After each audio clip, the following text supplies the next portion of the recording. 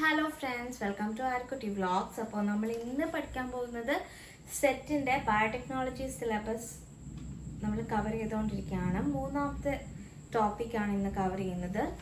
Cell membrane അല്ലെങ്കിൽ plasma membrane സ്ട്രക്ചറാണ് നമ്മളിന്ന് പഠിക്കാൻ പോകുന്നത്. ഓക്കെ, അപ്പോൾ എന്താണ് സെൽ മെംബ്രെയിൻ? സെൽ മെംബ്രെയിൻ എന്ന് പറഞ്ഞാൽ ഒരു ഫ്ലെക്സിബിൾ ബാരിയർ ആണ് വിച്ച് സെല്ലിൻ്റെ ഇൻറ്റേർണൽ എൻവയോൺമെൻറ്റിൽ നിന്ന് ആൻഡ് എക്സ്റ്റേർണൽ എൻവയോൺമെൻറ്റിൽ നിന്ന് സെപ്പറേറ്റ് ചെയ്യുന്ന ഒരു ഫ്ലെക്സിബിൾ ആയിട്ടുള്ള ബാരിയർ ആണ് നമ്മുടെ സെൽ മെംബ്രെയിൻ എന്ന് പറയുന്നത്. വളരെ തിൻ ആയിട്ടുള്ള ഒരു സ്ട്രക്ചറാണ്. അപ്പോൾ അത് ഡൈനാമിക് ആണ്. എന്താണെന്ന് വെച്ചാൽ അത് ഇറ്റ് ക്യാൻ ചേഞ്ച് അതിൻ്റെ ഒരു ഓഷ്യൻ ലൈക്ക് സ്ട്രക്ചർ എന്ന് നമുക്ക് പറയാം. ലൈക്സ് അതിങ്ങനെ മൂവ് ചെയ്തുകൊണ്ട് ഇങ്ങനെ ഫ്ലോട്ട് ചെയ്തുകൊണ്ടിരിക്കും. Everything floats in that. അപ്പോൾ സെൽ മെംബ്രെയിനെ കുറിച്ച് പറയുകയാണെങ്കിൽ നമുക്ക് സെൽ മെംബ്രെയിനെ കുറിച്ച്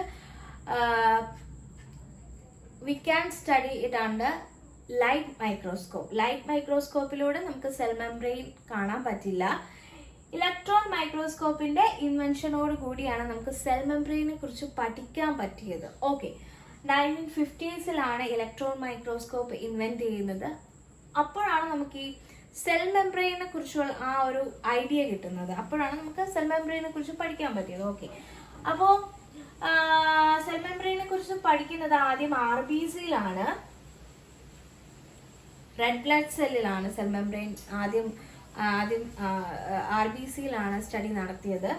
അപ്പോൾ നമുക്ക് അത് നോക്കിയപ്പോൾ കിട്ടിയെന്ന് പറയുന്നത് it consist of lipids and proteins.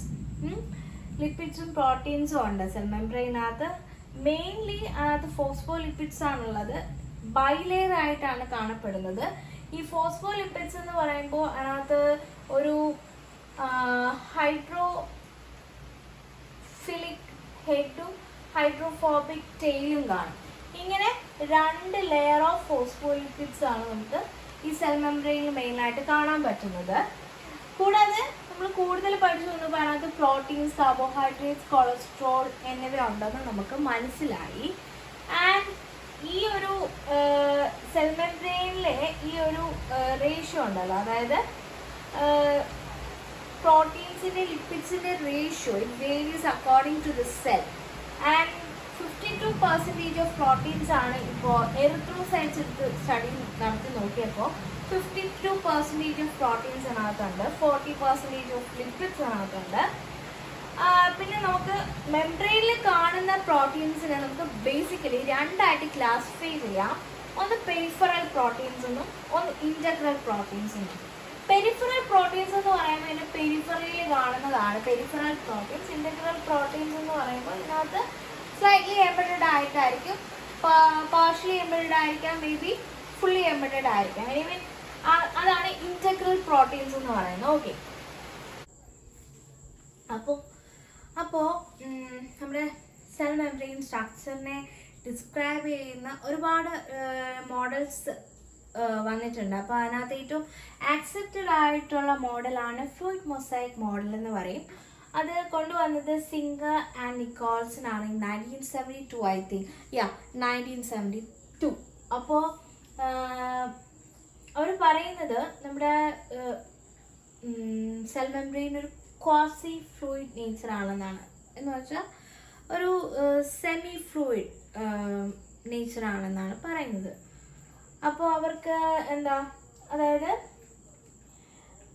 ഈ ഒരു ഫ്ലൂയിഡ് നേച്ചർ ഉള്ളത് കൊണ്ട് തന്നെ നമുക്ക് ഈ ക്വാസി ഫ്ലൂയിഡ് നേച്ചർ ഉള്ളതുകൊണ്ട് തന്നെ നമുക്ക് ലാറ്ററൽ മൂവ്മെന്റ് ഓഫ് പ്രോട്ടീൻസ്, അതായത് പ്രോട്ടീൻസിന്റെ ഇങ്ങനെ ലാറ്ററൽ ആയിട്ടുള്ള മൂവ്മെന്റ് എനേബിൾ ചെയ്യാൻ പറ്റും എന്നാണ് പറയുന്നത്. അപ്പോൾ ഈ ഫ്ലൂയിഡ് നേച്ചർ സെല്ലിനുള്ളത് കൊണ്ട് തന്നെ, ഈ സെൽ മെംബ്രെയിൻ ഉള്ളത് കൊണ്ട് തന്നെ അത് സെൽ ഗ്രോത്ത്, അതായത് സെല്ല് ഇപ്പോൾ കട്ടിയായിട്ടിരുന്ന സെല്ലിന്റെ മെംബ്രെയിൻ ഇങ്ങനെ കട്ടിയായിട്ടിരുന്ന അത് സെൽ ഗ്രോത്തിനൊന്നും നമുക്ക് ചെയ്യാൻ പറ്റില്ല, അല്ലേ? അത് ഹെൽപ്ഫുൾ അല്ല. അപ്പോൾ ഈ ക്വാസി ഫ്ലൂയിഡ് നേച്ചർ ഉള്ളതുകൊണ്ട് തന്നെ നമുക്ക് സെൽ ഗ്രോത്ത് നന്നായിട്ട് നടത്താൻ പറ്റും. സെൽ ഗ്രോത്തിന് അത് ഹെൽപ്പ് ചെയ്യും.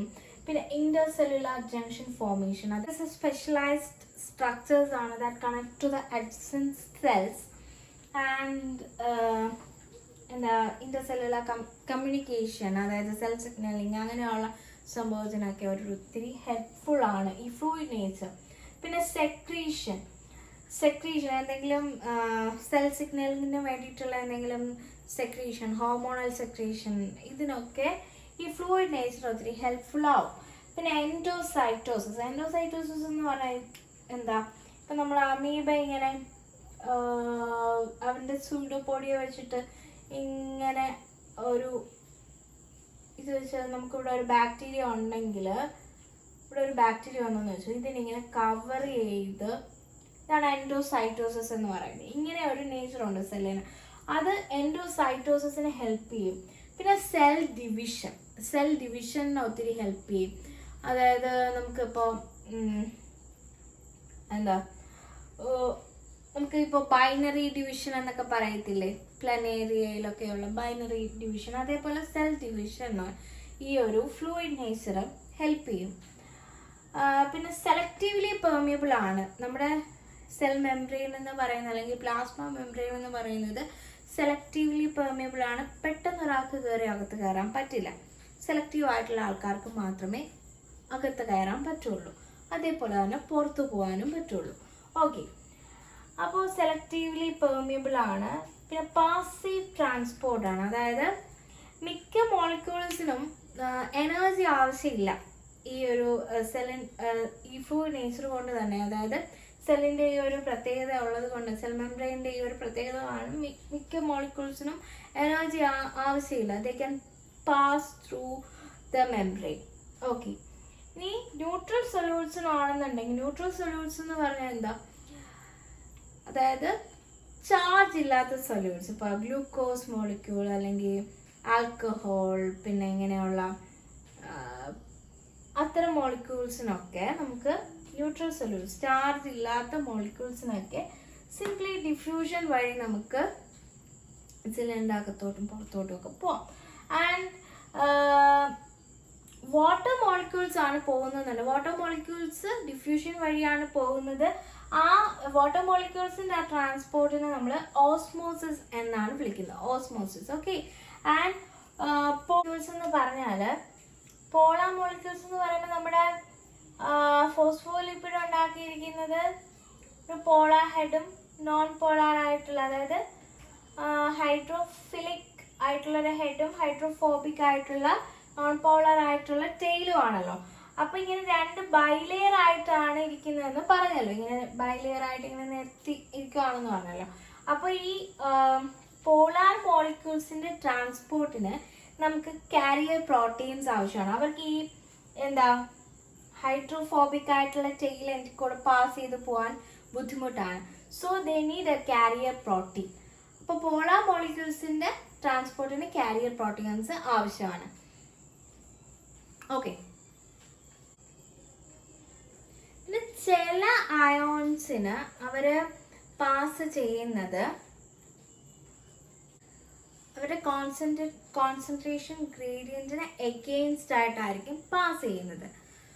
So that is from lower to higher concentration. Okay, ഈ ചില അയോൺസിന്റെ ഈ ട്രാൻസ്പോർട്ടിന് എനർജി ആവശ്യമാണ്.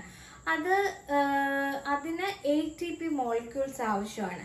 അതിനാണ് നമ്മളിപ്പോൾ ദാറ്റ് ഈസ് ഇപ്പോൾ സോഡിയം, പൊട്ടാസ്യം ഇങ്ങനെയുള്ള അയോൺസിനൊക്കെ പാസ് ചെയ്യണമെന്നുണ്ടെങ്കിൽ ATP മോളിക്യൂൾസ് ആവശ്യമാണ്. അതിനാണ് നമ്മൾ ഇങ്ങനെയുള്ള അയോൺസിൻ്റെ ട്രാൻസ്പോർട്ട് ATP മോളിക്യൂൾസിൻ്റെ ഹെൽപ്പോട് കൂടി ട്രാൻസ്പോർട്ട് ചെയ്യുന്ന ആ ഒരു പ്രോസസ്സിനെ നമ്മൾ ആക്റ്റീവ് ട്രാൻസ്പോർട്ട് എന്ന് വിളിക്കാം. അപ്പോൾ ഇത്രയുമാണ് സെൽ മെംബ്രെയിൻ്റെ ഒരു സ്ട്രക്ചറിനെ കുറിച്ചും സെൽ മെംബ്രെയിൻ എന്ന് പറയുന്ന സെൽ മെംബ്രെയിൻ്റെ ആ ഒരു എന്താ പ്രത്യേകതകളെ കുറിച്ചും ഒക്കെ നമ്മൾ പഠിച്ചു. അപ്പോൾ ഈ ക്ലാസ് നിങ്ങൾക്ക് ഹെൽപ്ഫുൾ ആവുമെന്ന് വിചാരിക്കുന്നു. ഇനി കൂടുതൽ നിങ്ങൾക്ക് ഇൻഫർമേഷൻ ആവശ്യമാണെന്നുണ്ടെങ്കിൽ please comment below. Okay, thank you. നല്ല ക്ലാസ്സുമായിട്ട് ഇനി വീണ്ടും കാണാം കേട്ടോ.